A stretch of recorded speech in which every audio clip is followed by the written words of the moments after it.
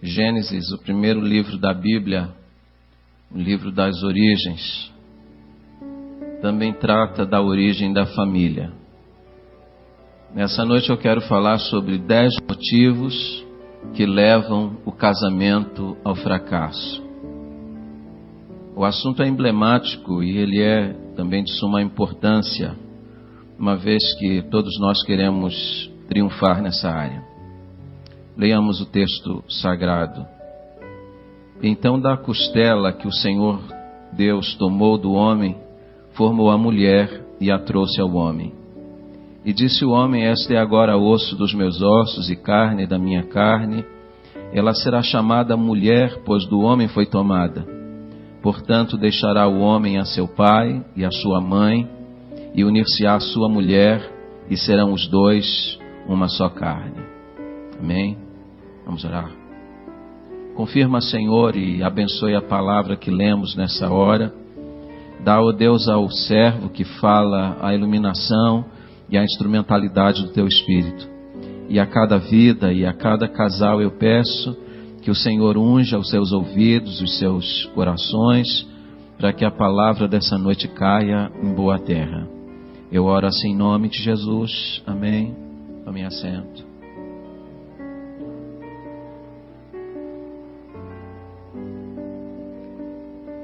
E viveram felizes para sempre. Vamos dizer juntos? Aumenta, por favor, meu retorno, filho. E viveram. Essa é uma frase de impacto, mas que nem sempre corresponde à realidade. Há uma coisa que nós precisamos aprender, é que a felicidade no casamento não é automática. Não é um simples fato de se casar que se alcança a felicidade. A felicidade é algo construído diariamente, através da renúncia e através da dedicação de ambos. A felicidade ela é construída dentro do lar, de modo que é necessário que o casal considere a sua responsabilidade. Sei que ninguém se casa pensando ou desejando fracassar. 80% dos americanos acima de 18 anos de idade elegeram como desejo número 1 na vida uma família feliz e bem-sucedida. É interessante que essa resposta foi escolhida entre algumas outras. Incluía-se ali, por exemplo, uma carreira bem-sucedida, incluía-se ali ganhar dinheiro, ou seja, a maior ambição ainda é possuir uma família bem-sucedida, é ter um casamento feliz. Mas vocês sabem que nem sempre isso acontece. 50% dos casais que vêm sorrindo para o altar passam a vida inteira chorando. É uma realidade dramática. Muitos casais estão sofrendo ao invés de desfrutarem da felicidade. Por que isso acontece? Desejamos a felicidade, objetivamos a felicidade no casamento, mas nem todos os casais a alcançam. Onde que está o problema? Qual é a raiz do problema? Essa noite eu gostaria de considerar, antes de tudo, essa primeira família que Deus constituiu e que Deus colocou lá no paraíso, no Éden. A Bíblia diz que Deus criou o lar. O Gênesis, no capítulo 2, fala detidamente sobre o 6º dia da criação. Depois de Deus haver criado o seu mundo perfeito, depois de Deus haver criado o homem, a coroa da criação, a Bíblia diz que Deus então vai atentar para uma coisa que era necessária, a família. Interessante que Deus já havia se certificado de que tudo era bom. Ele olhou o mundo que criara e disse: eis que era bom, diz a palavra. Era bom, mas não estava completo. A Bíblia diz que Deus sondou o coração daquele ser que ele havia criado e observou que havia ali uma lacuna, uma falta, alguma coisa faltava. A Bíblia diz que Deus já havia trazido ao homem todos os animais para que ele desse nome. E enquanto Adão dava nome aos animais, ele foi percebendo uma coisa cada animal que chegava para receber o seu nome, chegava acompanhado do seu par. Por exemplo, vinha um gato e uma gata, não é isso? Vinha um cachorro, uma cadela, um boi, uma vaca, assim sucessivamente. Todos vinham formando um par. E enquanto ele dava nome aos animais, o homem percebeu que para ele não havia par. A Bíblia diz que para ele não havia algo que correspondesse. Não havia algo que combinasse, encaixasse. Faltava uma peça. E é interessante, irmãos, que é Deus quem percebe essa falta. A Bíblia diz então que Deus vai fazer o homem adormecer e de uma das suas costelas, Deus vai trazer à existência a sua mulher, a sua companheira. É interessante que a iniciativa de tornar a vida do homem plena parte do Criador. Mas observe, há algo interessante nessa história. Alguém me pergunta, com certa insistência: pastor, por que será que Deus não fez simultaneamente a mulher quando fez o homem? Por que Deus permitiu que o homem vivesse só durante algum tempo? Por que a mulher não foi criada juntamente com ele? Só acredito numa razão para isso. Para que o homem percebesse a falta que ela fazia. Para que o homem então pudesse valorizá-la. Ele sabia o que era estar só. E agora ele sabia o que era ter companhia. O homem então poderia olhar para sua mulher e valorizá-la. Creio que também é isso que Deus almeja para cada um de nós. Durante um tempo da nossa vida estivemos sós. Agora temos companhia. Então é importante que nesse tempo da vida em que estamos acompanhados, que nós valorizemos a pessoa que Deus colocou ao nosso lado.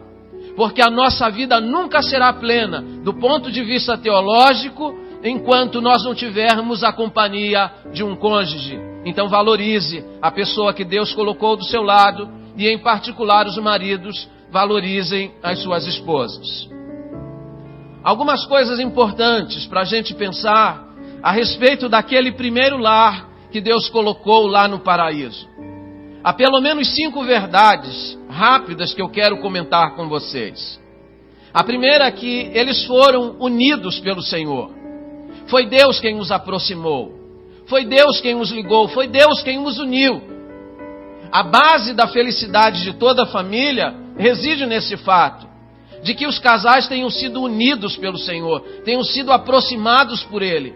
E aquele lar, vocês conhecem, era um lar feliz, porque tinham sido unidos e tinham recebido a bênção do Senhor já no princípio. Uma outra verdade é que eles viviam harmonicamente. O lar desse casal era descrito como sendo um paraíso. Não havia querelas, não havia diferenças. Este lar era um lar harmônico. A relação era harmônica. De modo que lá na entrada do paraíso, bem que poderia estar uma placa: aqui vive uma família feliz. Era um casal que vivia harmoniosamente. Uma outra verdade é que eles viviam satisfeitos. Interessante, não tinham uma casa como a que nós temos hoje. Não tinham bens, não tinham móveis, eletrodomésticos, não tinham dinheiro, ações, mas viviam felizes e satisfeitos. E aqui está uma grande verdade. A felicidade de um lar, a felicidade de um casal, a felicidade de uma família não depende das coisas que possui. A felicidade de uma família reside e está ancorada na pessoa daquele que os uniu, que é o Senhor. Se nós perdermos o foco de que a felicidade não está nas coisas ou a felicidade está em Deus, nós perderemos muito daquilo que Deus objetivou para o casamento. Outra verdade, a Bíblia diz que eles viviam nus, não tinham roupas, mas não se envergonhavam. A Bíblia está dizendo que havia inocência, não havia maldade, havia simplicidade no coração do primeiro casal. A Bíblia diz mais, e o mais importante de tudo, é que eles gozavam de uma comunhão diária com o Senhor. Todos os dias, vocês já pararam para pensar sobre isso? Deus os visitava. O Senhor, na viração do dia, passava todos os dias na casa de Adão e Eva. Ia se certificar de como foi o dia deles. Eles podiam falar para Deus e contar as novidades do dia. Aquela comunhão era uma comunhão diária. Muitos casais hoje têm a comunhão com Deus semanalmente, alguns de vez em quando, mas aquele casal desfrutava de uma comunhão diária com o Senhor. Precisamos estreitar essa relação com o Senhor. Mas agora olhe, essa relação que é um modelo de perfeição, esse lar que é um modelo desejado por todos nós, em algum momento sofreu um abalo. Aquela relação tão perfeita foi estragada de algum modo. E é isso que me interessa hoje à noite. Uma relação perfeita, uma relação que começou tão bem, como começou a relação de muitos aqui.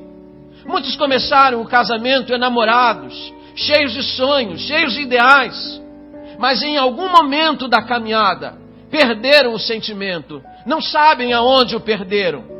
Essa semana foi tratado aqui das dracmas, o pastor Celso, a Fátima, coisas que a gente perde pelo caminho e não sabe onde perdeu. Aquele casal perdeu alguma coisa, e coisas que são essenciais para a felicidade do casamento. Há pelo menos 3 erros ou 3 problemas que se manifestaram naquele lar e que continuam na base de muitos lares ainda hoje. Primeiro grande problema que eles viveram: a emancipação da mulher. A emancipação da mulher não é um fenômeno moderno, não é um fenômeno de 1960 para cá.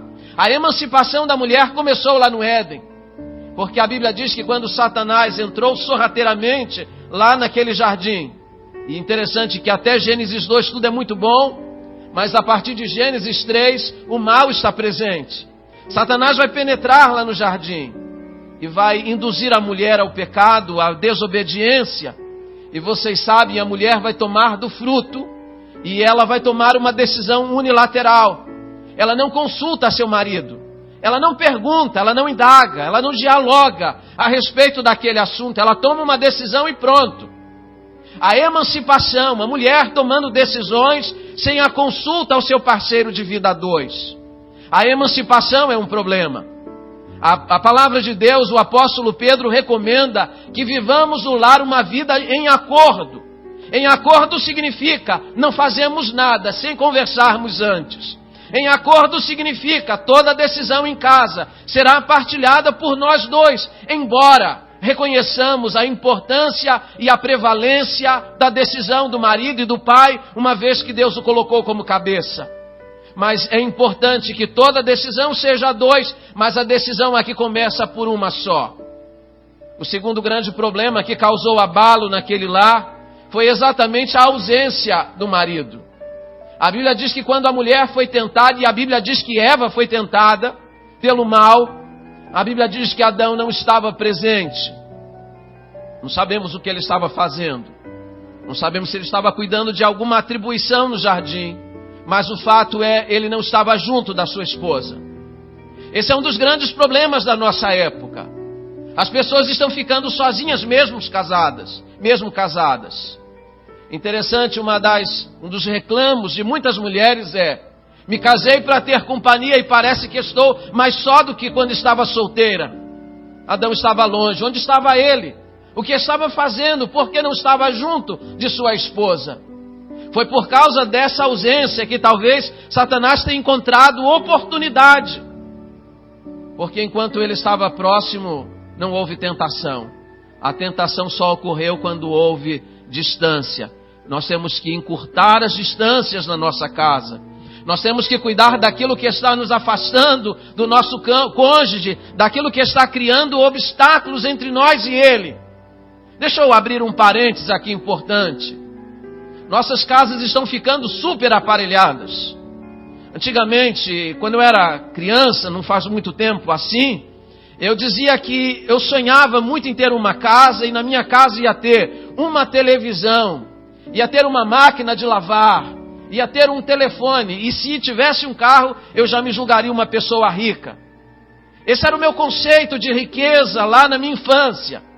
Só que hoje em nossas casas não temos uma televisão. Temos quantas? Várias. Uma em cada cômodo. E sabe o que é interessante? é que todas as televisões são ligadas simultaneamente no mesmo programa e cada pessoa está num cômodo assistindo as mesmas coisas. São distâncias. As pessoas não querem interagir. Os casais não querem ficar juntos. Mas foi para ficar junto que Deus os uniu. Devem fazer todas as coisas juntas, comerem juntos, verem televisão juntos, passearem, fazerem todas as coisas, e não separadamente. Há uma tentação da gente colocar mais um aparelho. Eu recomendaria a vocês, vendam, doem, não é? Mas fiquem com um só, assim vocês vão ser forçados a ficar sempre juntos. Mas o terceiro problema é o principal de todos: a desobediência a Deus. Olhem para mim, por favor. Deus estabeleceu a família, e Deus sabe tudo sobre família. Deus tem um modelo de família na palavra. Quando nós seguimos as orientações dele, tudo dá certo. Mas quando nós rejeitamos a voz de Deus, a orientação dele, inevitavelmente nós estamos indo num caminho que vai dar em acidentes. Foi o que aconteceu a esse casal. Deus lhes deu a palavra, a orientação, disse o que era seguro e o que não era. Mas em algum momento eles se deixaram levar pela cantilena de Satanás e começaram a questionar a palavra do Senhor. Há muita gente hoje, inclusive nas igrejas, questionando a palavra do Senhor em vez de obedecê-la. Isso foi para antigamente, pastor. Isso não é mais para nossa época. Isso não se aplica ao meu casamento. Como não? É a palavra do Senhor, e a palavra do Senhor é imutável. Os princípios que Deus elegeu lá na fundação do mundo continuam válidos para hoje. Mas por causa da desobediência, por causa do questionamento à palavra do Senhor, aquela família experimentou algumas tragédias. Prestem atenção a algumas coisas que eu vou falar a vocês. O pecado não afetou apenas a natureza, e a natureza está gemendo debaixo do pecado. Nós temos visto alguns fenômenos naturais, que chamamos de naturais, mas que na verdade são efeitos do pecado original. Aquela devastação das cidades americanas essa semana com os tornados, e a natureza gritando. Paulo diz que a natureza está gemendo. Seca num lugar, enchente em outro lugar, frio demais aqui, calor demais ali. Parece que a natureza está se contorcendo, e a Bíblia diz que a natureza se contorce com as dores do parto. Isso é por causa do pecado. O pecado afetou a natureza. Mas o pecado não afetou só a natureza, ele afetou as relações. Afetou a relação do homem com o seu Criador. Porque a Bíblia diz que eles que viviam em comunhão, agora o homem é afastado da presença de Deus e separado dele. Afetou a relação do homem com sua mulher. Eles viviam harmonicamente em casa, e agora a Bíblia relata no capítulo 3 que há acusações. Há conflitos, há problemas. Afetou a relação também dos membros da família. Não fosse o pecado, a Bíblia não diria em Gênesis 4 que Caim matou Abel. Não fosse o pecado, lá no capítulo 3, não diria Gênesis 6 que os homens casavam-se e davam-se em casamento, falando sobre a quebra do aspecto sagrado da família. Afetou as relações. E desde então, irmãos, a família tem vivido alguns dramas, e que dá origem ao sermão dessa noite. Observem que o primeiro lar, a primeira família, foi abalada por causa de 3 grandes problemas. Esses 3 grandes problemas levaram aquela família de roldão. Você vai me dizer assim: pastor, 3 é muito pouco, 3 é insignificante. 3 pode ser um número pequeno, mas não é insignificante. É um número para se considerar. Semana eu estava lendo sobre as grandes sequoias lá da Califórnia. As maiores árvores do mundo, imponentes. Mas eu fiquei impressionado que são pequenos besouros que jogam aquelas sequoias no chão. 3 é para considerar. É pouco, mas é significante. O que derruba as maiores árvores do mundo são pequenos besouros. O que destrói muitos casamentos são pequenas coisas que a gente precisa considerar. Agora vejam, o mundo que vivemos agora é muito mais complexo do que aquele que vivia Adão e Eva. O mundo que vivemos hoje é muito mais perigoso do que aquele. E por causa disso, os problemas que assolam os nossos lares são muito maiores do que aqueles. Não são apenas 3. E eu quero enumerar 10 essa noite. E quando eu falo de 10 principais motivos, eu não estou esgotando matéria, não estou dizendo que é apenas 10.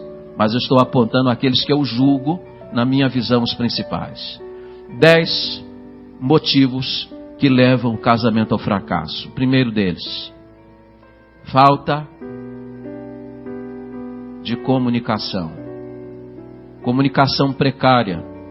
Comunicação com ruídos dentro do lar.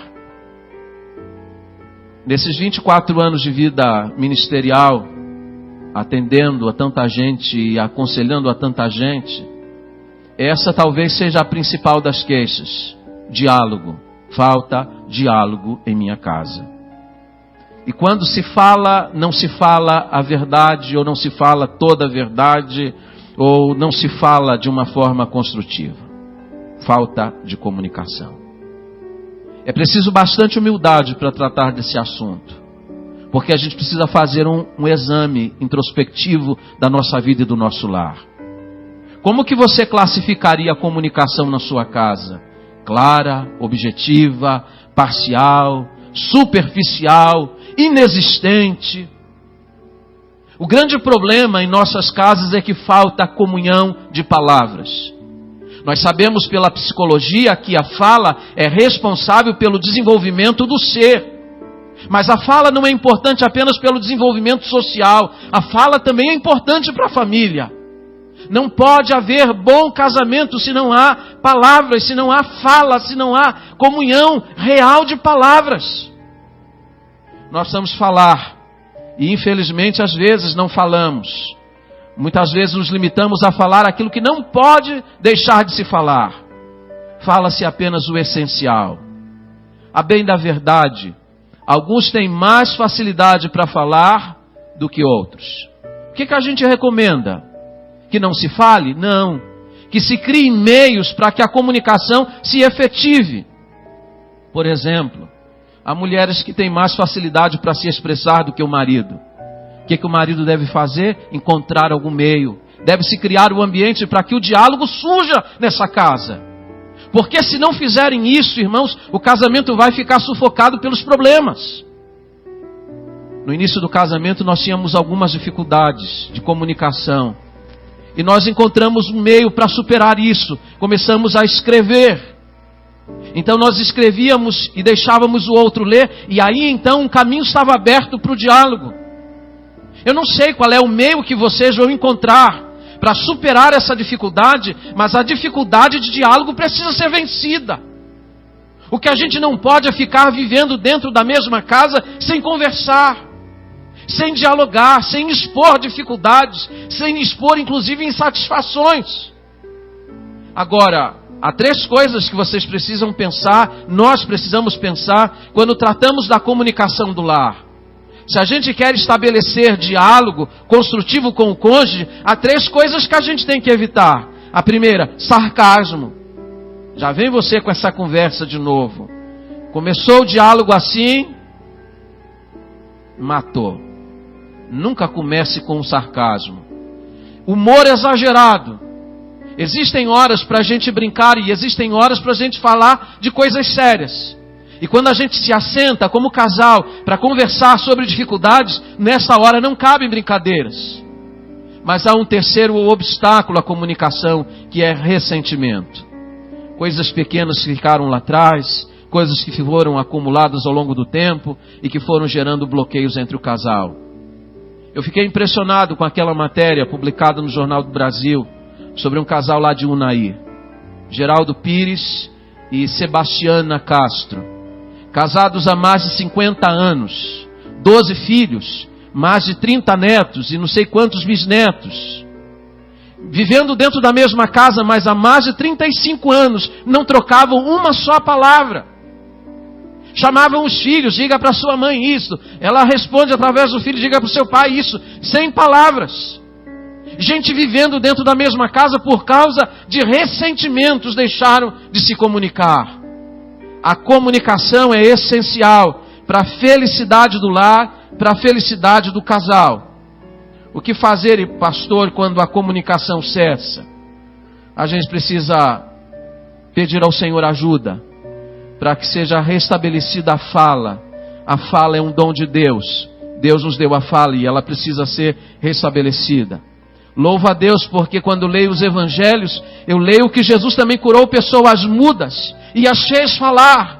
Talvez nós precisemos de um milagre, que ele aconteça, mas que haja comunhão de palavras, que haja diálogo sincero e verdadeiro. Agora deixa eu dizer uma coisa a vocês.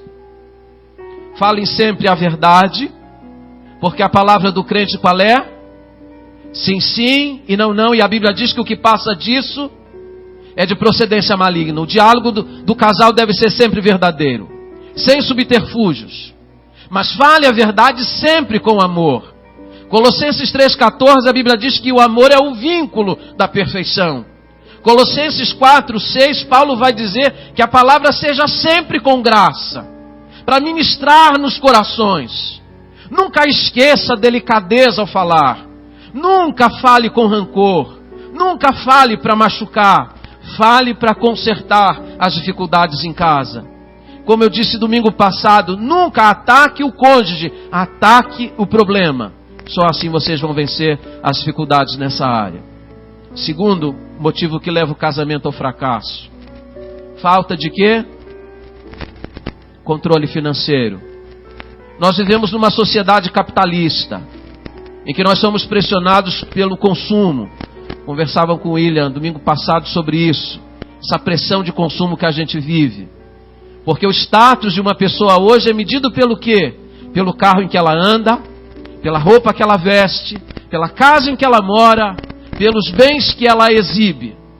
De modo que quando alguém não tem isso, se sente inferiorizado e precisa ter. Esse é o grande dilema para muitas famílias hoje. Nós temos que lembrar da simplicidade dos nossos pais. Lembrarmos da casa em que nós fomos criados. Muitos aqui foram criados em casas simples, com poucos móveis, com poucos bens, mas são testemunhas da felicidade dos seus pais. Hoje nós vivemos em casas cheias de coisas, mas muitas vezes pressionados por dívidas. Nós precisamos pedir ao Senhor a graça de cumprirmos Romanos 13:8. A ninguém devais coisa alguma a não ser o amor. A única dívida do casal deveria ser esta, o amor, nenhuma outra coisa mais. Mas aí nós vivemos essa pressão, tem que comprar. Nós assistimos as propagandas na televisão e ali está envolvida uma máquina que nos faz e nos tenta convencer de que precisamos das coisas para sermos felizes. Contrariando um princípio bíblico. A felicidade não está nas coisas, a felicidade está em Deus. O mais importante não é ter coisas, é ter caráter. E a Bíblia diz que caráter é mais importante do que riquezas. O que a gente precisa pedir a Deus nessa área? E aí eu vou dar aqui algumas recomendações. Pode ser que eu esteja falando para a gente aqui que está com problema nessa área. Família pressionada por dívidas que foram contraídas. Muitas delas em coisas supérfluas, em coisas que não eram necessárias, em coisas que não eram essenciais. O que fazer quando a gente está diante desse quadro? Eu daria 3 sugestões. A primeira, chame o seu cônjuge e ore com ele. Não ore por ele, ore com ele. A Bíblia diz que tudo que vocês concordarem na terra, acerca de qualquer coisa, Deus vai ouvir. Falem com o Senhor, chama seu marido, chama sua esposa, diga que nós precisamos orar sobre isto. Precisamos da intervenção de Deus nessa área. Deus ainda orienta e orienta a área financeira, porque também a área financeira Deus a domina. Deus conhece os padrões de excelência. Quando nós lemos lá, irmãos, e viu que era muito bom, nós estamos diante de ISO 9000, ISO 14000. Deus é capaz de certificar as coisas melhores. Ele conhece padrões de excelência. Peçam a Deus também a capacidade para discernir a diferença entre desejo e necessidade. Vocês sabem que muitas das coisas que a gente faz e compra, a gente compra porque deseja, não porque precisa. Dr. Russell Shedd, falando aos pastores, em 90, lá no Retiro dos Pastores em Rio Bonito, disse que seu pai viu um shopping center pela primeira vez em 1955. E ele disse, eu não sei para que tanta porcaria. que a gente não precisa no mesmo lugar. Eu sei que há muitas coisas boas lá, mas a verdade é que muitos de nós olhamos aquilo com um grande encanto, aquelas vitrines iluminadas, expostas de uma forma estratégica. Há psicólogos ali, irmãos, trabalhando técnicas para nos convencer de que nós precisamos daquilo. Peça a Deus discernimento nessa área. E mais do que tudo, coloquem as coisas em ordem de prioridade. A Bíblia diz que há um princípio que rege a vida financeira de qualquer pessoa. E o primeiro princípio que rege isto é a prática da entrega dos dízimos e das ofertas. Se uma família quer ser bem-sucedida, não quer experimentar necessidades e quer ver janelas dos céus se abrirem, precisa experimentar a bênção do dízimo, de dedicarem os princípios e as primícias do Senhor em sua casa. Então façam isso. Agora, deixa eu dizer uma coisa a vocês. Seu lar não pode ser quebrado por causa de dificuldades financeiras. Muitos lares hoje estão se quebrando exatamente por causa de problemas. A família de Jó parece que era uma família muito feliz, mas quando os problemas financeiros apareceram, parece que o casamento entrou em colapso. A mulher de Jó parece que não suportou a mudança de status. As dificuldades financeiras não são para nos separarem, mas para nos unirem ainda mais. Una-se ao seu cônjuge nessa hora. Terceiro, incompatibilidade de gênios. Quando alguém não tem uma desculpa melhor, sai com essa. Não é? Eu me separei de fulano porque nós temos o quê? Incompatibilidade. E alguém se casa com alguém que tem o mesmo temperamento. Não é exatamente o oposto que nós procuramos. Como que procuramos o oposto e depois dizemos que vamos nos separar porque ele é o oposto? Não foi exatamente isso que nos atraiu na pessoa. Então, incompatibilidade de gênios nunca será a justificativa para o casamento, ou para o fim do casamento. Sabe por que o casamento acaba, irmãos? Não é por diferença de temperamento. Casamento acaba por causa de egoísmo. Porque as pessoas não querem mudar. As pessoas não querem se adaptar. Sabe qual é o mito que muita gente traz na cabeça quando vem se casar? Depois que eu me casar com ele, eu vou mudá-lo, eu vou dar um jeito nele. Se você casou para mudar alguém, se prepare para o fracasso. Porque no casamento nós não mudamos o outro. Ou no casamento nós nos adaptamos ou não há felicidade possível. E essa história diz assim: você me conheceu assim, eu já era assim, meu pai me aturava, você vai ter que me aturar. Isso é conversa fiada, irmãos. A psicologia diz que o homem é um eterno vir a ser. Ou seja, você pode mudar, você pode se adaptar. A gente se adapta a um novo lugar em que vai morar. A gente se adapta a um novo ambiente de trabalho. A gente se adapta a tantas situações novas da vida. A Bíblia então está dizendo que você também pode se adaptar ao cônjuge. Pedir graça ao Senhor para se ajustar a Ele, mas nunca usar isso como desculpa para o fim do casamento. Quarto, divergência acerca dos filhos. Filhos são bênçãos no casamento. A Bíblia retrata os filhos como sendo a herança do Senhor. Significa que filhos enriquecem a vida de um casal. Um lar sem filhos normalmente é um lar muito triste, não é? É por isso que quando os filhos vão embora, vão estudar, vão trabalhar, muitos casais entram em depressão, porque a presença dos filhos dá muita alegria ao lar. Mas sabe de uma coisa? Filhos que muitas vezes são bênçãos, algumas vezes são transformados em problemas. Tem muita gente com problema no casamento e o problema, segundo eles, é os filhos, ou se originou por causa dos filhos. Isso porque ambos querem criar os filhos de modo diferente. O pai quer tratar o filho ou educar o filho com a educação lá de 1930. A mãe quer educar o filho com os conceitos da modernidade. Ele quer o filho muito preso, ela quer o filho muito solto. Vai haver o quê? Conflito. Ou talvez porque haja preferências no lar.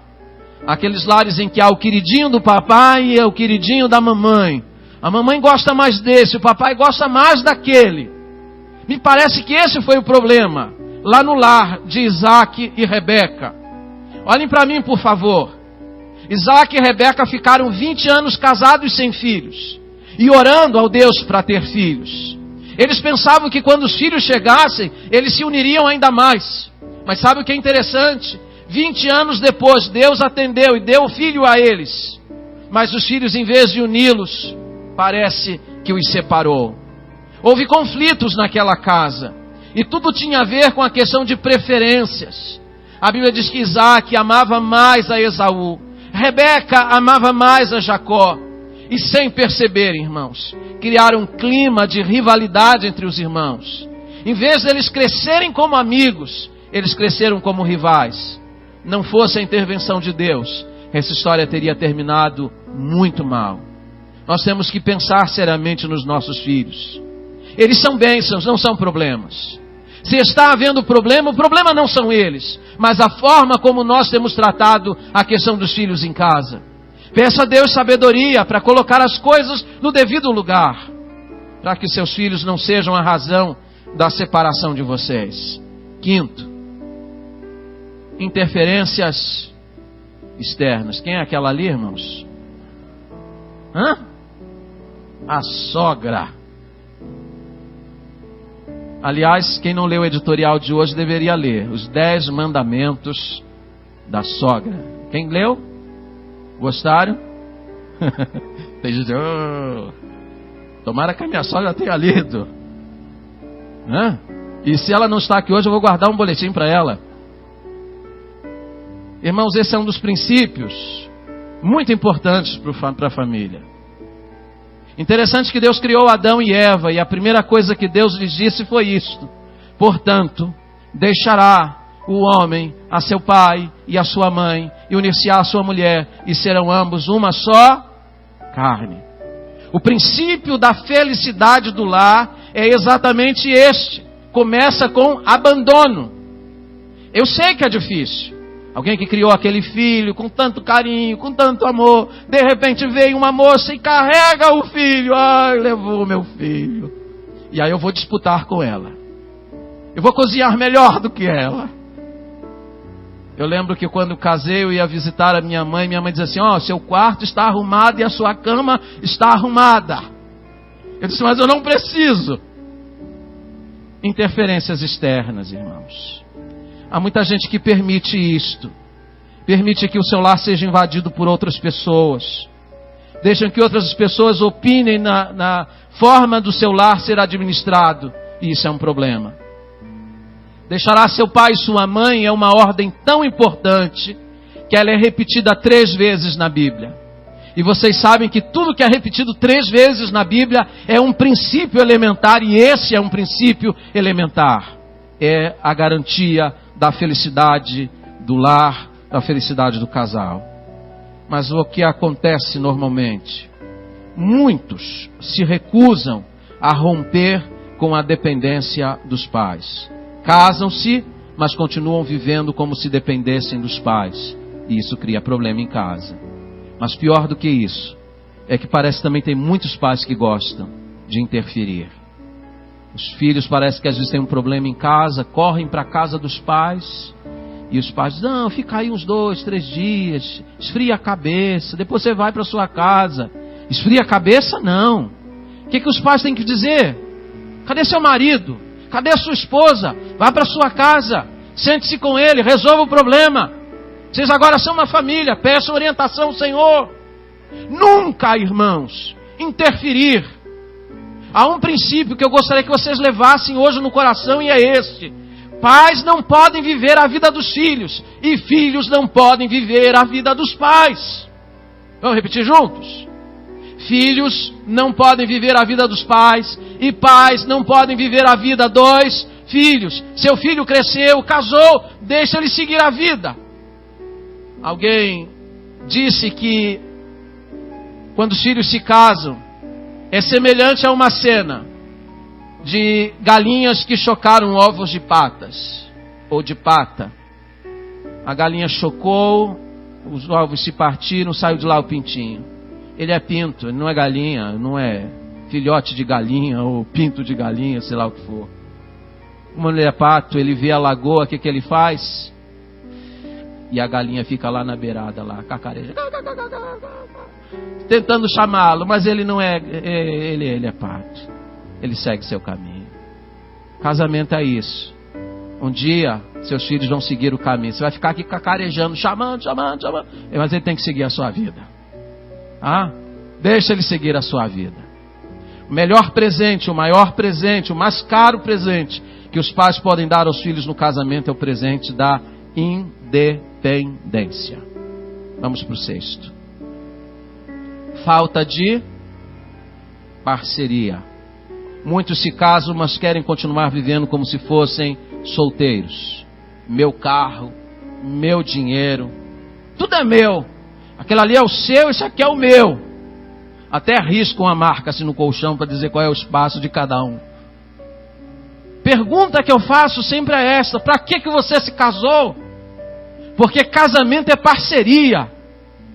O princípio da criação é esse: deixará o homem seu pai e sua mãe e unir-se-á a sua mulher.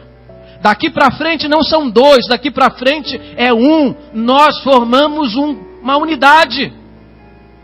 Cuidado com a separação e com essas exclusividades, porque elas minam a base do casamento. 7º, infidelidade conjugal. É um dos principais motivos para a destruição e fracasso das famílias. A infidelidade é devastadora para o casamento. As estatísticas dizem que 63% das mulheres, 75% dos homens são infiéis aos seus cônjuges. A infidelidade está presente em muitos lares, mas a infidelidade é perniciosa. A infidelidade acaba com o casamento. É verdade que vivemos hoje numa sociedade mais tolerante. A sociedade já não vê com aqueles olhos que via antes a infidelidade, até criou alguns expedientes para perdoar. Mas a gente precisa conservar-se na palavra. A infidelidade é condenada por Deus. E a Bíblia diz uma coisa muito séria: os adúlteros não herdarão o reino dos céus. Você se casou, deve ser fiel ao seu cônjuge. Você assumiu um compromisso diante de Deus, você deve manter esse pacto de fidelidade e nunca invadir ou permitir que alguém invada a privacidade do casal. Há um dos livros da Bíblia, um dos mais belos que eu encontro, que descreve a relação harmônica e bastante romântica de um casal, o livro de Cantares. Um livro que descreve com tanto romantismo e com tanta paixão a relação de um casal que quase foi excluído do cânon sagrado, porque disseram: nossa, esse livro fala de sexo e isso aqui não deveria estar na Bíblia. Mas Deus permitiu que ali estivesse, para mostrar que o problema do casamento não é a intimidade sexual. É para mostrar para os casais que o problema do casamento estão em outras coisas que podem minar e destruir. Isso é uma das coisas que eu acho lindo no livro de Cantares. É o modo como eles retratam o casamento. Jardim fechado és tu, amada minha. O casal vê o casamento como um jardim fechado, secreto, em que somente o cônjuge tem a chave. Eles se veem como um manancial de águas recluso. Ou seja, só o cônjuge pode beber dessa fonte, ninguém mais. Casamento é isso. É um lugar fechado, somente o cônjuge tem a chave, somente ele pode experimentar, ninguém mais. A fidelidade mantém, estabelece o casamento e a infidelidade o destrói. E o que acontece, o que deve acontecer quando a infidelidade é encontrada no casamento? Só há duas possibilidades. A primeira, o divórcio. A Bíblia ampara a única regra de exceção na Bíblia, cláusula de exceção para o divórcio, é a infidelidade conjugal. Segundo, pode haver perdão e a restauração do casamento. Só duas possibilidades em relação a ele. Mas eu vou caminhar para o final. 8º, falta de amor. No casamento é possível começar bem e terminar mal. É possível começar cheio de amor e terminar com bastante amargura e ressentimento. Casamento é uma coisa interessante. Muitas das pessoas chegaram aqui namoradas e de repente estão rivalizando porque acabou o amor. Pensemos sobre isso. O reverendo Hernandes Dias Lopes disse que, algum tempo atrás, atendendo lá em sua igreja em Vitória, chegou uma jovem senhora, ela estava com as mãos rasgadas, sangrando. E ele perguntou o que foi isso. Ela disse: eu briguei com meu marido. Ele então lhe perguntou: mas há quanto tempo a senhora está casada? Ela disse: eu estou casada há 2 meses. 2 meses? Eu li também de uma outra jovem casada e disse: nunca fui feliz no meu casamento. Quanto tempo você está casada? Disse ela: 6 meses. Sabe qual é o problema? Está faltando amor nos lares. Mas amor é uma dádiva divina. Amor não é uma qualidade inerente a nós. Amor é algo que Deus coloca. E se há uma coisa, e eu vou dizer isso para vocês como testemunho particular, a cada noite, quando eu vou dormir, uma das minhas orações, uma das minhas petições a Deus é esta: Senhor, renova a cada dia o meu amor pela minha esposa. Ajuda-me a amá-la mais hoje do que eu amei ontem. Eu peço que Deus faça isso, isso é um milagre, porque é Deus que coloca o amor nos corações. O apóstolo João, o apóstolo do amor, disse que Deus derramou, Ele colocou o amor nos corações, que Ele coloque nos vossos. Renovem. Mesmo que você tenha 30, 40, 50 anos, você pode amar o seu cônjuge hoje mais do que o amava no dia do seu casamento. Peça a Deus que renove isso. 9º e penúltimo lugar: falta de intimidade sexual. Alguém tem aquela placa em casa? Stop! Opa, peraí. Sabe o que é interessante, irmãos? Nunca se falou tanto em sexo como em nossos dias. Você abre a revista, sexo. Você liga a televisão, sexo. Você vai ao cinema, sexo. Você vai no supermercado fazer alguma compra, passa na gôndola, tem revistas lá, sexo. Somos bombardeados de tudo quanto é lado. A nossa geração vive uma cultura profundamente erotizada. Mas é interessante, nunca se falou tanto em sexo e nunca se encontrou tanto problema sexual nos lares como em nossa época. A nossa geração está enferma. Muitos dos nossos lares estão enfermos. Muitos dos casais que chegam à igreja de mãos assim bem apertadinhas estão tendo problemas nessa área em casa. E nós precisamos pedir ao Senhor graça para vencermos isso, porque a intimidade sexual dentro do lar, ela é necessária e ela é importante para a manutenção da poesia romântica do casal. Há 3 recomendações rápidas que eu daria à luz da palavra aos irmãos essa noite. 1 Coríntios 7:3. O apóstolo Paulo disse: o marido pague à mulher o que lhe é devido, e da mesma sorte a mulher ao marido. Paulo está dizendo: o marido pague, a mulher pague. Se você não está pagando, você está em dívida. Paulo está dizendo que sexo no casamento é dívida. E sabe o que é interessante? Essa semana, estudando algumas verdades científicas, e foi dito e é dito que a única coisa que pode satisfazer o ser de forma trina, ou seja, fisiologicamente, emocionalmente e espiritualmente, é o sexo dentro do casamento. Então, se você não está dando ao seu marido sexo, você está devendo a ele, e ele está tendo dificuldade nessas 3 áreas.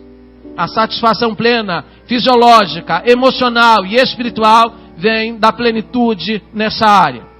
Outro princípio bíblico, 1 Coríntios 7:14. A mulher não tem poder sobre o seu corpo, mas tem no marido. Do mesmo modo, o marido não tem poder sobre o seu próprio corpo, mas a mulher. Paulo está dizendo: o seu corpo não lhe pertence, mas pertence ao seu cônjuge. Então você não pode fazer barganha. Ou geladeira nova, ou essa semana não tem. Tem gente que faz essas barganhas esquisitas, irmãos. Se não tiver sexo, eu não vou te dar dinheiro para você ir no shopping, não. Nunca se brinca com essas coisas. 1 Coríntios 7:5. Não vos negueis uns ao outro, ou vos negueis um ao outro, senão por mútuo consentimento. Paulo disse por pouco tempo. Porque tem aqueles crentes assim, muito consagrados, assim, essa semana eu vou me consagrar ao Senhor. Tem os maridos que de vez em quando saem com essa, 40 dias de jejum, vou me consagrar ao Senhor. Nada disso, irmãos. Sexo é necessário na vida do casal. E à exceção de algum tempo de oração para se dedicar à oração, o casal não pode ficar se privando de desfrutar algo que Deus colocou lá para a bênção do lar. O apóstolo Paulo diz que a incontinência prolongada abre porta à interferência maligna. Você vai ser tentado e você estará sujeito à queda. 10º e último lugar, e eu vou terminar. 10 motivos que levam o casamento ao fracasso. E esse talvez seja o principal. Qual é? Falta de Deus. Perguntaram a um grande magistrado lá nos Estados Unidos ao que ele atribuía ao grande número de divórcios. Ele pensou um pouco e disse: penso que é pela falta de religião. Ele está certo. A família está sendo destruída porque está faltando Deus no lar. Está faltando conceitos espirituais no lar. A família precisa voltar lá no Gênesis, no início de tudo. Porque sem Deus as coisas não podem funcionar. O princípio bíblico e elementar do Salmo 127:1 é esse: se o Senhor não edificar a casa, em vão trabalham os que edificam. Deus precisa ser a base principal de um casal. Deus precisa ser a base principal de um casamento. E por falta de Deus, e aí eu quero abrir aqui um parênteses. O problema não é o mal.